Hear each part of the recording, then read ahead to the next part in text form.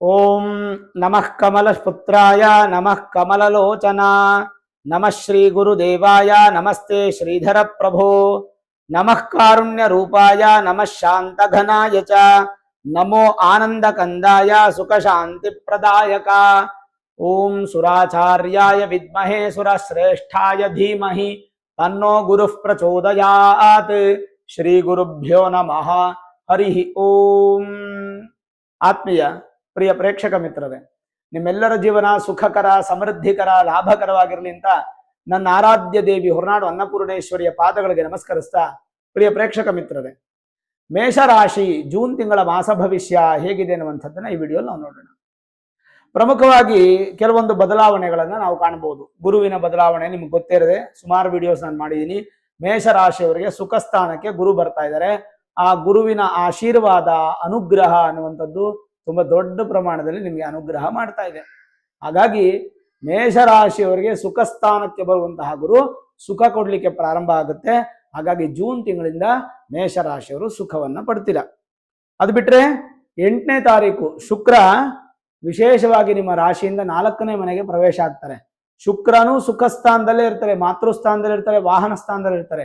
ಹಾಗಾಗಿ ಮೇಷರಾಶಿಯವರಿಗೆ ವಾಹನ ಯೋಗ ಮತ್ತೆ ಮಾತೃವಿನ ಆಶೀರ್ವಾದ ಮತ್ತೆ ಸುಖದ ವೃದ್ಧಿ ಅನ್ನುವಂಥದ್ದು ಹೆಚ್ಚು ಕಾಣಬಹುದು. ಇನ್ನು ಸೂರ್ಯ 15ನೇ ತಾರೀಕು ರವಿ ವಿಶೇಷವಾಗಿ ನಿಮ್ಮ ರಾಶಿಯಿಂದ 3ನೇ ಮನೆಗೆ ಬರೋದ್ರಿಂದ ಭಗವಂತನ ಆಶೀರ್ವಾದ ಹೇಗಿರುತ್ತೆ ಅನ್ನೋದಕ್ಕೆ ಬಹಳ ಒಳ್ಳೆ ಉದಾಹರಣೆ ಇದು. ಪಂಚಮ ಸ್ಥಾನಾಧಿಪತಿಯಾಗಿರತಕ್ಕಂಥ ಸೂರ್ಯ ತೃತೀಯಕ್ಕೆ ಧೈರ್ಯ ಸ್ಥಾನಕ್ಕೆ ಬರ್ತಾರೆ. ಅಂದ್ರೆ ಎಲ್ಲಿಲ್ಲದ ಧೈರ್ಯ, ಶಕ್ತಿ, ಅಭಿವೃದ್ಧಿಯನ್ನು ಕಾಣುವಂತಹ ಒಂದು ಉತ್ತಮವಾದಂಥ ದಿನ ಪ್ರಾಪ್ತಿ ಆಗುತ್ತೆ. ಹಾಗಾಗಿ ಧೈರ್ಯ ಅನ್ನುವಂಥದ್ದು ನಿಮಗೆ ವೃದ್ಧಿ ಆಗೋದ್ರಲ್ಲಿ ಯಾವುದೇ ಸಂದೇಹ ಇಲ್ಲ. ಇನ್ನು 20ನೇ ತಾರೀಕು ಕುಜ ನಿಮ್ಮ ರಾಶ್ಯಾಧಿಪತಿ ನಿಮ್ಮ ರಾಶಿ ಬಿಟ್ಟು ಮುಂದಿನ ರಾಶಿಗೆ ಹೋಗ್ತಾರೆ. 20ನೇ ತಾರೀಕುವರೆಗೂ ತುಂಬಾ ಸ್ಟ್ರಾಂಗ್ ಆಗಿರ್ತೀರಾ ನೀವು ಮೇಷರಾಶಿಯವರು. 20ನೇ ತಾರೀಕು ನಂತರ ನಿಮ್ಮ ರಾಶ್ಯಾಧಿಪತಿ ಧನಸ್ಥಾನಕ್ಕೆ ಹೋಗ್ತಾರೆ. ಅಲ್ಲಿಂದ ಒಂದು ಸ್ವಲ್ಪ ವೀಕ್ ಆದ್ರೂ ಕೂಡ ಧನಾಭಿವೃದ್ಧಿ ಚೆನ್ನಾಗೇ ಇರುತ್ತೆ. ಇನ್ನು 22ನೇ ತಾರೀಕು ವಿಶೇಷವಾಗಿ ತೃತೀಯ ಸ್ಥಾನಾಧಿಪತಿ ಆದಂಥ ಬುಧ ಚತುರ್ಥಕ್ಕೆ ಬಂದು ಸುಖ ಸ್ಥಾನಕ್ಕೆ ಬರ್ತಾರೆ. ಮನಸ್ಸು ನೆಮ್ಮದಿ, ನಿರಾಳ ಇದೆಲ್ಲ ಅಭಿವೃದ್ಧಿ ಆಗ್ತಾ ಬರುತ್ತೆ. ಮೇಷರಾಶಿಯವರಿಗೆ ಸುಮಾರು 1 ವರ್ಷದಿಂದ ಇಲ್ಲದೇ ಇರತಕ್ಕಂಥ ಶಕ್ತಿ ಈಗ ವೃದ್ಧಿ ಆಗ್ತಾ ಇದೆ. ಗುರುಬಲ ಇಲ್ಲ, ಆದ್ರೆ ವೃದ್ಧಿ ಆಗ್ತಾ ಇದೆ. ಜನರಲೈಸ್ ಆಗಿ ನೋಡೋದಾದ್ರೆ ಹೇಗಿದೆ ಅನ್ನುವಂಥದ್ದಾದ್ರೆ, ಸಾಧಾರಣ ಫಲದಾಯಕ ಏನೇನು, ಎಲ್ಲರ ಜೊತೆ ಅಪಾರವಾದ ವಿಶ್ವಾಸವನ್ನ ಹೊಂದಲಿಕ್ಕೆ ಶುರು ಮಾಡ್ತೀರಾ. ಅಂದ್ರೆ ಇಷ್ಟು ದಿನ ನಿಮ್ಮನ್ನು ಯಾರ್ಯಾರು ಬೇಡ ಅನ್ಕೋತಾರೋ, ಇನ್ನು ಮುಂದೆ ಈ ಜೂನ್ ತಿಂಗಳಲ್ಲೇ ನಿಮ್ಮನ್ನ ಎಲ್ಲರೂ ಬೇಕು ಅಂತ ಆಸೆ ಪಡ್ತಾರೆ. ನಿಮ್ಮ ಜೊತೆ ಸ್ನೇಹವನ್ನ ಬೆಳೆಸೋದಕ್ಕೆ ಪ್ರಾರಂಭ ಮಾಡ್ತಾರೆ. ನಿಮ್ಮ ಒಂದು ಎನರ್ಜಿ, ನಿಮ್ಮ ಶಕ್ತಿ ಏನಂತದ್ದು ತಿಳಿಯುತ್ತೆ ಎಲ್ಲರಿಗೂ. ಏನಕ್ಕೋಸ್ಕರ ಮೇಷರಾಶಿಯ ಈ ವ್ಯಕ್ತಿ, ಈ ಹೆಣ್ಣುಮಗಳು, ಈ ಗಂಡು ಮಗಳು ಏನಕ್ಕೆ ಬೇಕು ಅನ್ನುವಂಥ ಅರಿವು ಎಲ್ಲರಿಗೂ ಮೂಡುತ್ತೆ. ಮತ್ತೆ ಸ್ವಲ್ಪ ವಿಶ್ವಾಸವನ್ನ ಹೆಚ್ಚು ಯಾರ ಮೇಲೆ ಇಡಬೇಡಿ. ಯಾಕಂದ್ರೆ ಇಷ್ಟು ದಿನ ಯಾರು ನಿಮ್ಮ ನೆಗೆಟಿವ್ ಮಾಡ್ಕೊಂಡಿದ್ದಾರೋ ಅವ್ರು ನಿಮ್ಮ ಜೊತೆ ಪಾಸಿಟಿವ್ ಆಗಿ ಬರ್ತಾರೆ. ಬಂದಾಗ ನೀವೇನು ಮಾಡಬೇಕು ಅಂತಂದ್ರೆ, ಸಾಧ್ಯವಾದಷ್ಟು ಕೂಡ ಪರಿಪೂರ್ಣ ನಂಬಕ್ಕೆ ಹೋಗ್ಬೇಡಿ.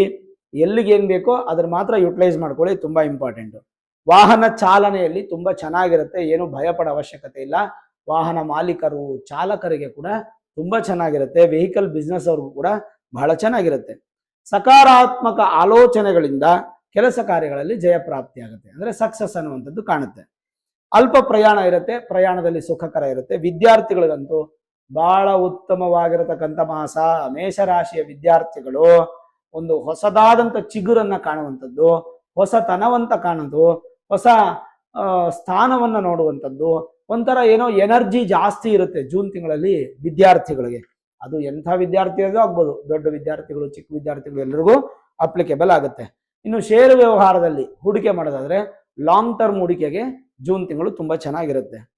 ಇನ್ನು ಅತ್ಯಂತ ಶುಭದಾಯಕ, ಸ್ನೇಹಿತರಿಂದ ಸಪೋರ್ಟ್ ಸಿಗುತ್ತೆ, ಬಂಧು ವರ್ಗದಿಂದ ಅವ್ರ ಸಪೋರ್ಟ್ ಸಿಗುತ್ತೆ, ನಿಮ್ಮನ್ನ ಹಾಡಿ ಹೊಗಳುತ್ತಾರೆ, ಹೊಸ ಹೊಸ ಆಪರ್ಚುನಿಟೀಸು, ಆಪ್ಷನ್ಸು ನಿಮ್ಮನ್ನು ಹುಡ್ಕೊಂಡ್ ಬರುತ್ತೆ, ಹೊಸ ಕೆಲಸದಲ್ಲಿ ಜಯಪ್ರಾಪ್ತಿ ಇರುತ್ತೆ, ಹಣಕಾಸಿನ ಸುಧಾರಣೆ ಆಗುತ್ತೆ, ಕುಟುಂಬದ ಜೊತೆಯಲ್ಲಿ ಸಾಮಾಜಿಕ ಚಟುವಟಿಕೆಗಳಲ್ಲಿ ಹೆಚ್ಚಿನ ಆಸಕ್ತಿ ಅನ್ನುವಂಥದ್ದು ನಿಮಗೆ ಕಾಣುತ್ತೆ. ಇನ್ನು ಯಾವುದೇ ಆತುರದ ನಿರ್ಧಾರಗಳನ್ನ ತೆಗೆದುಕೊಳ್ಕೋಬೇಡಿ. ಸಡನ್ ಡಿಸಿಷನ್, ಏನೋ ಹೇಳಿದ್ರು ಆಯ್ತು ಮಾಡ್ಬಿಡೋಣ ಅಂತ ಆ ಥರ ತಗೊಳ್ಬಾರ್ದು.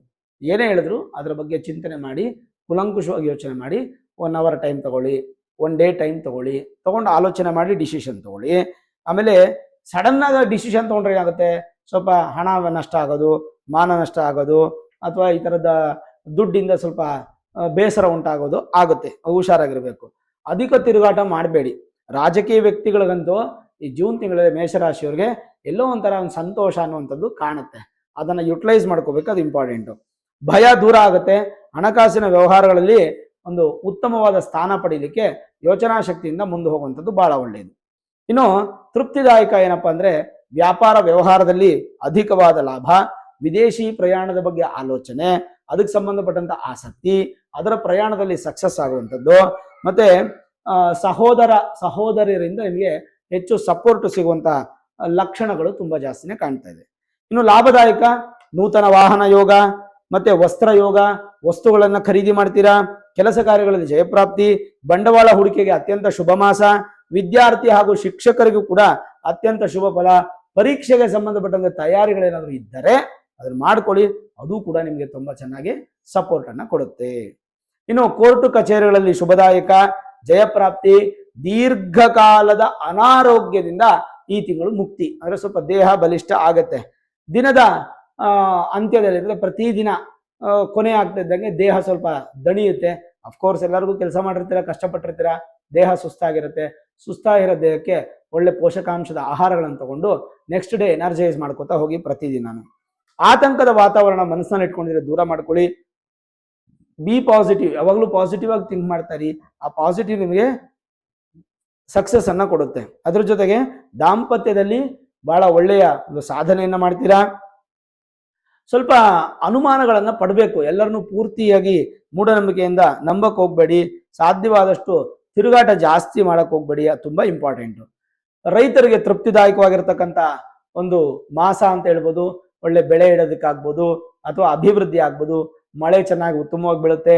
ಸ್ವಲ್ಪ ಅನುಕೂಲಗಳು ರೈತರಿಗೆ ತುಂಬಾ ಚೆನ್ನಾಗಿರೋದ್ರಿಂದ ಈ ತರಕಾರಿ, ಹಣ್ಣು, ಹೂವ, ಭತ್ತ, ಗೋಧಿ ಇತ್ಯಾದಿಗಳನ್ನ ಬೆಳೆಯುವಂತಹ ರೈತರಿಗೆ ಒಂದು ಖುಷಿಯ ಒಂದು ಅನುಗ್ರಹ, ತನ್ಮೂಲಕ ಧನಲಾಭ ಪ್ರಾಪ್ತಿ. ಎಸ್ಪೆಷಲಿ ಹೂವಿನ ವ್ಯಾಪಾರಿಗಳಿಗಂತೂ ತುಂಬಾ ಚೆನ್ನಾಗಿರುತ್ತೆ. ಪಾಲುದಾರಿಕೆಯಲ್ಲಿ ಅತ್ಯಂತ ಶುಭ ಫಲ. ಜೊತೆಗೆ ನಾನು ಹೇಳಿದಂಗೆ ದೇಹಾಲಸ್ಯ ಮಾತ್ರ ಜಾಸ್ತಿ ಮಾಡ್ಕೋಬೇಡಿ. ದೇವಾಲಯ ದರ್ಶನದಿಂದ ಶುಭ ಫಲ, ಮನಸ್ಸಿಗೆ ಸಂತೋಷ, ದಾನದ ಗುಣ ಹೆಚ್ಚಾಗುತ್ತೆ. ಯಾರಿಗೂ ದಾನ ಮಾಡಬೇಕು ಅವ್ರಿಗೆ ದಾನ ಮಾಡೋಕ್ಕೆ ಅಭ್ಯಾಸ ಮಾಡ್ಕೊಳ್ಳಿ. ಗುರುಗಳ ದರ್ಶನ ಫಲ ನಿಮಗೆ ತುಂಬಾ ಒಳ್ಳೆ ಸಿಗುತ್ತೆ. ಇನ್ನು ವ್ಯಾಪಾರ ವ್ಯವಹಾರದಲ್ಲಿ ಹೊಸತನ ಅನ್ನುವಂಥದ್ದು ನಿಮ್ಗೆ ಪ್ರಾಪ್ತಿ ಆಗುತ್ತೆ. ಏನಾದರೂ ಹೊಸದಾಗಿ ಮಾಡೋದಾದ್ರೆ ಇದು ಗುಡ್ ಡಿಸಿಷನ್ ಅನ್ಬೋದು. ಕ್ರೀಡೆಗಳಲ್ಲಿ ಹೆಚ್ಚಿನ ಆಸಕ್ತಿಯನ್ನು ವಹಿಸ್ತಕ್ಕಂಥದ್ದು, ಮತ್ತೆ ಚೈತನ್ಯ ಶಕ್ತಿ ವೃದ್ಧಿ ಮಾಡ್ಕೋಬೇಕು. ಸ್ವಲ್ಪ ಆಲಸ್ಯ, ದೇಹದಲ್ಲಿ ಶಕ್ತಿ ಕಡಿಮೆ ಆಗದೆ ಇದ್ದಂಗೆ ಸ್ವಲ್ಪ ಗ್ಲೂಕೋಸು, ORS ಈ ಥರ ತಗೊಂಡು ಕ್ರೀಡೆಗಳಲ್ಲಿ ಸ್ವಲ್ಪ ಹೆಚ್ಚಿನ ಪ್ರಭಾವವನ್ನು ಬೀರಬೇಕಾಗತ್ತೆ. ನೀವು ಸರ್ಕಾರಿ ಕೆಲಸ ಕಾರ್ಯಗಳಲ್ಲಿ ಉತ್ತಮವಾದ ಫಲ, ಆರೋಗ್ಯದ ವೃದ್ಧಿಯನ್ನು ಕಾಣುವಂಥ ಮಾಸ, ಅತ್ಯಂತ ಶುಭದಾಯಕ. ಎಲ್ಲ ಕೆಲಸ ಕಾರ್ಯಗಳಲ್ಲೂ ಹೆಚ್ಚಿನ ಮನಸ್ಸು, ಜಯ ನಿಮ್ಮದಾಗಿರುತ್ತೆ. ವ್ಯಕ್ತಿಗತವಾಗಿ ಅಲ್ಲದೆ ಸಾಮಾಜಿಕವಾಗಿ ನಿಮ್ಮ ಒಂದು ಕೆಲಸಗಳು ಇನ್ನಷ್ಟು ಉತ್ತಮ ಫಲ ಕೊಡುತ್ತೆ. ಮನಸ್ಸಿಗೆ ಬಹಳ ಸಂತೋಷ ನೀಡುತ್ತೆ. ಕುಟುಂಬದ ಇತರರ ಆರೋಗ್ಯದಲ್ಲಿ ಕೂಡ ನಿಮಗೆ ಹೆಚ್ಚು ಕಾಳಜಿ ವಹಿಸ್ತೀರಾ. ಒಂದು ಹಂತ ಕೇಳಬೇಕಂದ್ರೆ ಒಂದು ಸಂತೋಷ, ಸಡಗರ, ಸಂಭ್ರಮ ಅನ್ನುವಂಥದ್ದು ಮನೆ ಮಾಡುತ್ತೆ. ಇದೆಲ್ಲ ಪಾಸಿಟಿವ್ ಆಯ್ತು. ನೆಗೆಟಿವ್ ಏನು? ಯಾರನ್ನೂ ಪರಿಪೂರ್ಣ ನಂಬಾರದು, ಇದು ಮೊದಲನೇ ಪಾಯಿಂಟ್. ಎರಡನೇದು, ಗುರುಗಳ ದರ್ಶನ ಮಾಡಬೇಕು. ಯಾಕಂದ್ರೆ ಗುರುಬಲ ಇಲ್ಲ. ಗುರು ನಿಮಗೆ ಸುಖಸ್ಥಾನಕ್ಕೆ ಬಂದಿದ್ದಾರೆ ಅಷ್ಟೇ, ಗುರುಬಲ ಇಲ್ಲ. ಹಾಗಾಗಿ ಗುರುಗಳ ದರ್ಶನ ಮಾಡುವಂಥದ್ದು, ಪ್ರತ್ಯಕ್ಷ ಗುರುಗಳು ನಿಮ್ಗೆ ಯಾರು ವಿದ್ಯಾಭ್ಯಾಸ ಹೇಳ್ಕೊಟ್ಟಿದ್ದಾರೋ ಆ ಗುರುಗಳನ್ನ ಹೋಗಿ ದರ್ಶನ ಮಾಡುವಂಥದ್ದು. ಮುಖ್ಯವಾಗಿ ಗುರುಗಳಿಗೆ ಸಿಹಿಯನ್ನು ಕೊಡುವಂಥದ್ದು ಮಾಡಿದ್ರೆ ತುಂಬಾ ಒಳ್ಳೆಯದು. ಆಮೇಲೆ ಕಾಲು, ಮೊಣಕಾಲಿಂದ ಕೆಳಗಡೆಗೆ ಸ್ವಲ್ಪ ಭದ್ರವಾಗಿ ನೋಡ್ಕೊಳ್ಳಿ. ಏನಾರ ಏಟು ಬೀಳೋದು, ಗಾಡಿಯಿಂದ ಕೆಳಗೆ ಬಿದ್ದುಬಿಟ್ಟು ಏನಾರ ಅಪಘಾತ ಮಾಡ್ಕೊಳ್ಳೋದು, ಕಾಲು ಏಟಾಗೋದು, ಮೊಣಕಾಲು ನೋವು ಬರೋದು, ಇದೆಲ್ಲ ಮೇಷರಾಶಿಯವರಿಗೆ ಈ ತಿಂಗಳು ಸಾಧ್ಯತೆಗಳು ಜಾಸ್ತಿ. ಅಷ್ಟಮಾಧಿಪತಿ ದ್ವಿತೀಯದಲ್ಲಿ ಬಂದ್ಮೇಲಂತೂ 20ನೇ ತಾರೀಕು ನಂತರ ಅಂತೂ ಸ್ವಲ್ಪ ಮಟ್ಟಿಗೆ ಕಾಲು ಕಡೆ ಹೆಚ್ಚು ಗಮನ ಕೊಡುವಂಥದ್ದು ಬಹಳ ಒಳ್ಳೆಯದು. ಇನ್ವೆಸ್ಟ್ಮೆಂಟ್ ಮಾಡ್ಬೇಕಾದ್ರೆ ಪ್ಲಾನ್ಡ್ ಆಗಿ ಇನ್ವೆಸ್ಟ್ಮೆಂಟ್ ಮಾಡಿ, ಸುಮ್ಮನೆ ಹಣ ವ್ಯಯ ಮಾಡಿ ಪೋಲ್ ಮಾಡಬೇಡಿ. ಹಣ ತುಂಬಾ ಇಂಪಾರ್ಟೆಂಟ್ ಇರುತ್ತೆ ನಿಮಗೆ, ನಿಮ್ಮ ಕುಟುಂಬದ ವರ್ಗಕ್ಕೆ. ಹಾಗಾಗಿ ಮನೆ ಯಜಮಾನ ಅಥವಾ ಯಜಮಾನಿಯಾಗಿ ನೀವು ತುಂಬಾ ಒಳ್ಳೆ ಸ್ಥಾನವನ್ನು ಗಳಿಸ್ಕೋತೀರಾ ಅಂಡ್ ಬಲಿಷ್ಠವಾದ ಫಲಗಳನ್ನು ಕೂಡ ಅನುಭವಿಸ್ತೀರಾ. ನೋಡಿ, ಮೇಷರಾಶಿಯವ್ರಿಗೆ ನಾನು ಎಷ್ಟು ಶುಭ ಫಲಗಳು ಹೇಳಿದ್ದೀನಿ ಗೊತ್ತಾ ಈ ತಿಂಗಳಲ್ಲಿ, ಬಹಳ ಶುಭ ಫಲಗಳು ಹೇಳಿದ್ದೀನಿ. ಆದ್ರೆ ಸುಮಾರು ಜನ ಈ ವಿಡಿಯೋ ನೋಡಿದಾಗ ಏನಂತಾರೆ, ಗುರುಗಳೇ ನೀವೇನೋ ಇಷ್ಟು ಶುಭ ಫಲಗಳು ಹೇಳ್ತಾ ಇದ್ದೀರಾ, ಬಟ್ ನನಗೆ ಏನೂ ಅನುಕೂಲ ಆಗ್ತಾ ಇಲ್ಲ, ನನಗೆಲ್ಲ ವಿರುದ್ಧವಾಗಿ ಆಗ್ತಿದೆ, ನನಗೆಲ್ಲ ನೆಗೆಟಿವ್ ಆಗ್ತಾ ಇದೆ ಅನ್ನುವಂಥ ವ್ಯಕ್ತಿಗಳು ನಿಮ್ಮ ಮೂಲ ಜಾತಕ ಇದೆಯಲ್ಲ ಅದನ್ನ ಒಳ್ಳೆ ನುರಿತ ಜ್ಯೋತಿಷ್ಯರನ್ನ ಭೇಟಿ ಮಾಡಿ ಅವ್ರ ಹತ್ರ Vedic astrology, higher astrology predictions ಮಾಡಿಸಿ ನಿಮ್ಮ ಜಾತಕದಲ್ಲೇನಾದರೂ ಬಲಹೀನವಾದ ಗ್ರಹಗಳು ಅಥವಾ ದೋಷ ಮುಕ್ತ ಗ್ರಹ, ದೋಷ ಇರುವಂಥ ಗ್ರಹಗಳು ಅದನ್ನು ಮುಕ್ತ ಮಾಡ್ಕೊಳ್ಳಿಕ್ಕೆ ಸುಲಭ ಪರಿಹಾರಗಳನ್ನು ಮಾಡ್ಕೊಳ್ಳಿ. ಖಂಡಿತವಾಗ್ಲೂ ಈಗ ನಾನು ಏನೇನು ಹೇಳಿದ್ನೋ ಎಲ್ಲ ಫಲ ನಿಮಗೆ ಅನುಭವಿಸಿ ಒಂಥರ ಸಂತೋಷವಾದಂಥ ಜೀವನ ನಿಮಗೆ ಪ್ರಾಪ್ತಿಯಾಗೋದ್ರಲ್ಲಿ ಯಾವುದೇ ಥರದ ಸಂದೇಹ ಇಲ್ಲ. ಧೈರ್ಯವಾಗಿ ಭಗವಂತನ ಆಶೀರ್ವಾದ ಇರಲಿ. ನಿಮ್ಮ ಮೂಲ ಜಾತಕವನ್ನು ತೋರಿಸ್ಕೊಳ್ಳಿ. ನೋಡಿದ್ರಲ್ಲ ವೀಕ್ಷಕರೇ, ಜೂನ್ ತಿಂಗಳ ಮೇಷ ರಾಶಿಯ ಮಾಸ ಭವಿಷ್ಯ. ಈ ವಿಡಿಯೋ ಇಷ್ಟ ಆಗಿದ್ರೆ ಲೈಕ್ ಮಾಡಿ, ಶೇರ್ ಮಾಡಿ, ಮುಖ್ಯವಾಗಿ ನಮ್ಮ ಚಾನಲ್ಗೆ ಸಬ್ಸ್ಕ್ರೈಬ್ ಮಾಡಿ, ಬೆಲ್ ಐಕಾನ್ ಅನ್ನು ಪ್ರೆಸ್ ಮಾಡಿ. ಪ್ರತಿನಿತ್ಯ ನಾನು ಪೂಜೆ ಮಾಡುವಂತಹ ನನ್ನ ಆರಾಧ್ಯ ದೇವಿ ಹೊರನಾಡು ಅನ್ನಪೂರ್ಣೇಶ್ವರಿಯ ಆಶೀರ್ವಾದ ಅನುಗ್ರಹ ಸದಾಕಾಲ ಮತ್ತೊಮ್ಮೆ ನಿಮ್ಗೆ ಸಿಗಲಿ ಅಂತ ಪ್ರಾರ್ಥನೆ ಮಾಡ್ತಾ, ಸರ್ವೇ ಜನಾಃ ಸುಖಿನೋ ಭವಂತು, ಸಮಸ್ತ ಸನ್ಮಂಗಳಾನಿ ಭವಂತು.